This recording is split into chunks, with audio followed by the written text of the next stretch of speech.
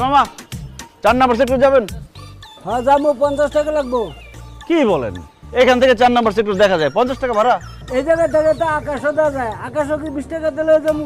দেখেন ভার্সিটি ছুটি হয়েছে, মেজাজ টেজাজ খারাপ, কথা বাড়েন না। 30 টাকা পাবেন, যাবেন? না মামা, জিনিসও তো সব দাম মামা, আর 500 টাকা ভাড়া দিন মামা। আচ্ছা ঠিক আছে, চলেন। চলেন মামা। কি আমি রিক্সা ঠিক করছি, আপনি আপনার রিক্সা কেন উঠলেন ম্যাডাম?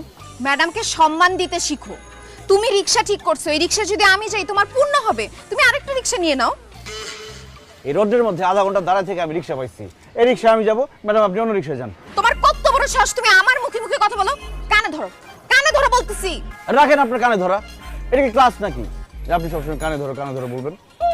আচ্ছা ঠিক আছে, রিক্সা যেহেতু আপনারও দরকার আমারও দরকার, আর রিক্সাও একটা, চলেন না দুজন পাশাপাশি বসে গল্প করতে করতে যাই। আমি তোমার ম্যাডাম,